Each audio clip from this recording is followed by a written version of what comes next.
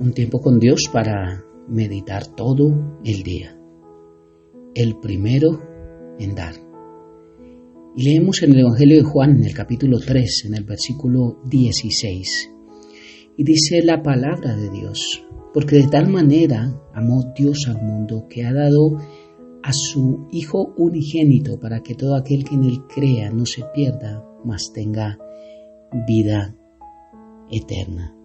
La Nueva Traducción Viviente dice: pues Dios amó tanto al mundo que dio a su único Hijo, para que todo aquel que en él crea no se pierda, sino que tenga vida eterna. Por eso, el primero en dar.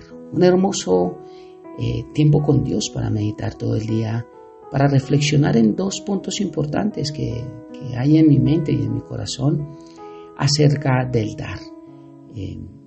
La palabra de Dios nos muestra que el primero en dar es Dios. Dio a su Hijo. Dice que de tal manera amó Dios al mundo, a todos los que estábamos perdidos, que le íbamos a aceptar en nuestro corazón, que íbamos a aceptar ese plan de salvación, que íbamos a aceptar a Jesús como Señor y Salvador. A estos es a los que Dios amó y trajo un plan de salvación y dio a su Hijo. Y esto de dar sí que nos cuesta realmente. Es duro para el hombre el significado de dar. Y hay dos puntos de vista que yo quiero mostrar hoy para que meditemos en él. Uno es lo que damos a nuestro entorno, la forma en que damos. Y dos es qué le estamos dando a Dios. Lo primero es a Dios, pero quiero empezar por lo segundo. El Señor dijo: amarás al Señor tu Dios con todo tu corazón, con toda tu alma, con toda tu mente, con todas tus fuerzas, y a tu prójimo como a ti mismo. Es primero nuestra relación con Dios, pero déjenme empezar por lo segundo. Nosotros vivimos en una cultura en donde nos gusta recibir, pero no nos gusta dar, o muy poco nos gusta dar. Pasamos, según estudios, más de la mitad de nuestra vida pidiendo a Dios y pidiendo en nuestro entorno cosas materiales. Y la verdad no es que esto esté mal, pues la palabra dice que necesitamos pedir y se nos dará. Y un hijo pide a un padre, una esposa pide a un esposo, una esposa a una esposa, un trabajador a un jefe. Bueno, esto es un círculo, pero a veces llegamos al extremo en que olvidamos también que la misma palabra de Dios nos invita a dar. La palabra de Dios dice que en todo os he enseñado que trabajando así se debe ayudar a los necesitados, y recordar las palabras del Señor cuando dijo: más bienaventurado es dar que recibir. Esto lo dijo el mismo Jesús. Y el problema es que muchas veces endurecemos nuestro corazón en diferentes formas, mientras vemos nuestro alrededor tanta necesidad. Y sé que hay mucha gente que está mucho más necesitada alrededor que nosotros. Y lastimosamente, la mayoría de veces nosotros solo velamos por nuestro bien y no por el de nuestro prójimo. Nos amamos más a nosotros mismos que amar más a los demás, pero nos olvidamos de esta regla de Dios y nos olvidamos sobre todo de hacerlas correctamente. Y quiero darme a entender porque todos hemos fallado en esto. En Hechos 20:35 la palabra de Dios nos invita a ser generosos, a compartir siempre con los necesitados. Dice: enséñales que hagan bien, que sean ricos en buenas obras, generosos y prontos a compartir con los demás.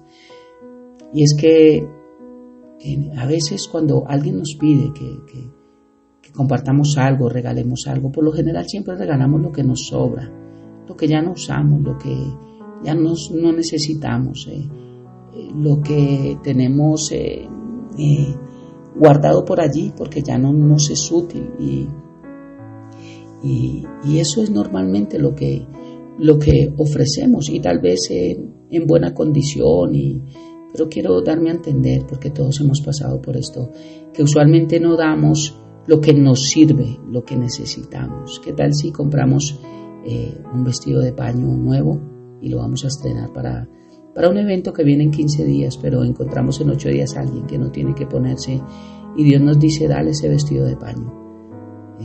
Tal vez nosotros decimos: no, Señor, tengo 2 más que están en buena condición, están intactos y que le pueden servir, pero este no, porque no me lo he estrenado. A eso es que quiero darme a entender de la capacidad que hay en nuestro corazón de desprendernos de lo que necesitamos, no de lo que nos sobra. Porque aún la mayoría de nosotros somos muy apegados a lo material y nos es difícil dar a los demás lo que tenemos, queremos y necesitamos.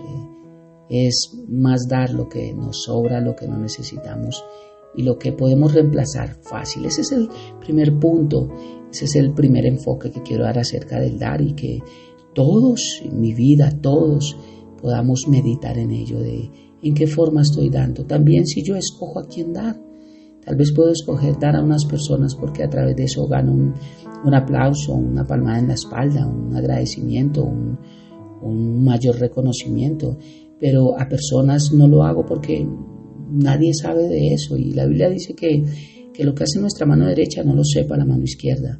Entonces a veces hacemos como los fariseos, tocamos trompeta, que muchos se enteren de lo que hacemos, que muchos conozcan nuestras obras, pero esto es lo que a Dios no le agrada. Dios le agrada más lo íntimo, lo que nos cuesta, el pan que sacamos de nuestra boca, y a veces nos quedamos con hambre, pero saciamos el hambre de otro. Qué difícil es, pero es una exhortación que Dios nos da para dar lo mejor. Dios Padre dio lo mejor, dio a su Hijo. No hay mayor cosa que el Señor tenga, Dios Padre, que a su Hijo y al Espíritu Santo. No hay nada mejor, pero lo dio por amor a nosotros. Y ahí el otro punto que hablo acerca de qué le damos a Dios. Génesis 22 me muestra cuando Dios probó a Abraham y le dijo: toma a tu hijo, a tu único, a Isaac, a quien amas, y vete a tierra de Moriah y ofrécelo allí en holocausto sobre uno de los montes que yo te diré. Y viene a mi mente Mateo 6:33, que dice: buscad primeramente el reino de su justicia, y todas estas cosas os serán añadidas. Así que no os afanéis por el día de mañana, porque el día de mañana traerá su afán. Basta cada día con su propio mal. Este es el segundo punto para concluir. Y es que, ¿qué le estamos dando a Dios? Y sé que a veces hay pruebas en nuestra vida con nuestras prioridades. Cuando pasamos por dificultades o estamos muy ocupados con nuestras actividades diarias, tendemos a afanarnos y a buscar respuestas en diferentes partes o apoyarnos en las personas en las que confiamos, pero nos olvidamos que el Señor está allí a nuestro lado para ayudarnos en el día a día. Nuestra relación con Dios debe ser nuestra prioridad, aún en medio de los problemas, y nuestro amor por Él debe estar por encima de los demás amores, por encima de la visión que haya dado para nuestra vida y aún por delante de las relaciones humanas más estrellas que Dios nos ha permitido tener. Cuando Dios pide a su hijo Abraham, Él no pidió, aunque le dijo ofrécemelo como sacrificio, pero Dios no iba a permitir que Él matara a su hijo. Tenía que matarlo, era en su corazón, tenía que morir en sus sentimientos. Isaac no podía cumplir, no podía tener el primer lugar en el corazón de Abraham. Isaac no podía ser la prioridad de Abraham, tenía que ser Dios. Y eso era lo que Dios quería comprobar con Abraham. Si él era capaz de matar eso que él tanto amaba y demostrarle que amaba más a Dios. Y fue lo que Abraham hizo, por eso es conocido como el padre de la fe. ¿Qué tal si Dios nos pide hoy matar algo en nuestro corazón? Eso que amamos tanto, esos hijos, ese esposo, esa economía, esas relaciones, el mundo. ¿Qué tal si Dios nos dice mátalo en tu corazón y demuéstrame que soy primero en tu vida, y que así como yo di, tú también puedes dar a mi vida para demostrarme que así como tú eres importante para mí, yo lo soy para ti? ¿Cuál sería nuestra reacción? Abraham fue un ejemplo de esto cuando estuvo dispuesto a obedecer a Dios sin importar el costo. Su gran fuerza era que amaba a Dios más que cualquier cosa o persona. No sé si así es nuestro amor por Él. La gracia de Dios nos alcanza siempre en medio de la circunstancia. La palabra de Dios nos recuerda que la prueba de Abraham llegó después de que Dios le hiciera las promesas, y por eso se constituyó como una prueba de fe y de sus prioridades. Y me encanta ver esto, que por la fe Abraham, cuando fue probado, ofreció a Isaac, y el que había recibido las promesas ofrecidas, su unigénito, habiéndosele dicho, en Isaac te será llamada descendencia, pensando que Dios es poderoso para levantar, aún de entre los muertos, de donde en sentido figurado también le volvió a recibir, dice Hebreos 11, 17 al 19. Y es normal sentir temor tal vez ante situaciones de la vida que nos superan y llegar a pensar que Jesús, tal vez como los discípulos, está dormido en la barca, como dice en Mateo 8, 24. Cuando se levanta la tempestad grande y las olas cubrían la barca, pero Jesús dormía. Y consideramos que Dios a veces se duerme en nuestra vida porque no hay respuesta. Pero también hemos visto cómo a veces, por qué nos suceden cosas en nuestra vida, cuando hay rencor, cuando no hay amor entre nosotros. Hay estorbo también cuando hay malas acciones de esposa a esposo, de esposo a esposa, etc. Juan 16, 33. Es la respuesta de lo que estamos hablando de Juan 3:16. Y es la confianza. Estas cosas os he hablado para que en mí tengáis paz. En el mundo tendréis aflicción, pero confiad. Yo he vencido al mundo. Jesús es capaz de calmar cualquier tempestad y traer paz en el alma. Pero nuestra pregunta es, ¿seríamos capaces de matar lo que más amamos, lo más importante en nuestra vida, para demostrarle a Dios que Él es nuestra prioridad y demostrarle a Él que en la forma en que Él nos dio, nosotros también le podemos dar? Dios fue el primero en dar. Seremos nosotros los segundos en dar. Primero a Dios, lo primero. El tiempo, ¿qué tiempo le damos a Dios? El que nos sobra. Porque a Dios le podemos llegar tarde. Para todo a Dios no hay problema. Pero a los demás no, porque con los demás sí tenemos consecuencias, con Dios no. ¿Qué tal nuestro tiempo? ¿Qué tal nuestra economía? ¿Qué tal nuestros talentos? ¿Qué tal tantas cosas? ¿Las podemos dar a Dios o no las podemos dar? ¿Y qué tal con nuestro entorno? Si somos capaces de desprendernos de lo que necesitamos y no solamente de lo que nos sobra. Oremos.